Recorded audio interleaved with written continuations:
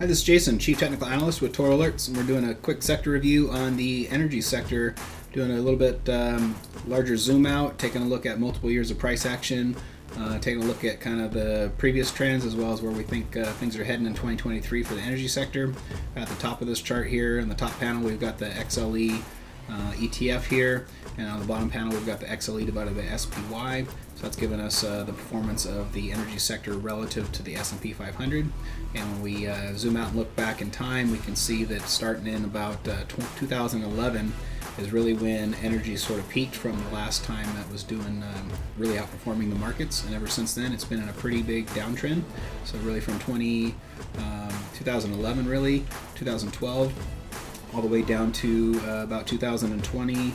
And really almost towards the end of 2020, where we just saw a big relative underperformance in the energy sector. So if you were trying to trade energy stocks to the long side over that time period, you were kind of wasting your energy and just not really looking for the right opportunities in the market. But we can see we've seen a big trend shift in that relative outperformance going back to the beginning of 2021, and ultimately energy has just been the best place to be in really since then. So on a relative basis, we've seen it outperform the S&P 500 really nicely, and in real terms, we've also seen the XLE just perform really great and move to the upside really since the COVID low. The COVID low, the XLE was sitting at about $23. We're currently sitting just below $90 on the XLE, so a big strong move in just the last couple of years. And I do not think that this move is over with. I think energy, there's a lot of reasons to be bullish in energy for 2023. And really, I think the only major risk factor around energy price action would be if we saw a really aggressive sell-off in the markets, and we likely would see a sell-off in energy as well if that was due to an aggressive recession.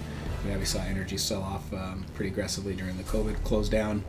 We also saw energy draw down pretty steep during the financial crisis as well. So a big aggressive sell-off in the markets I think is going to hurt every sector, but on a relative basis I think energy is going to be a great place to be positioned for 2023. And I was actually wondering whether or not energy would be a little bit weak going into the calendar year. Maybe the first quarter might be a little bit underperforming in that space, but that hasn't played out so far, and things are looking pretty bullish. We're above all of our major moving averages to start the month out in January, and as long as we ultimately see that XLE hold above about 88 or so, then I think we've got to stay long on that.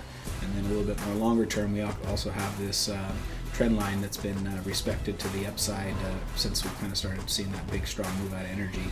And so we've ultimately come down and retested that level multiple times, and it's ultimately acted as support, and then it's just headed higher from there. So also the other key trend line support I'm watching is that trend line there, and as long as price action stays above that, then I'm going to be staying long in the energy space. We also have some key levels to the upside to watch for, though. However, we've got the previous high in the XLE, which was back in 2014, and that was sitting at about 101.50, so that'll be a really key area to watch for. There's going to be some price memory there from some previous investors and traders, and we'll have to see if we can push through that.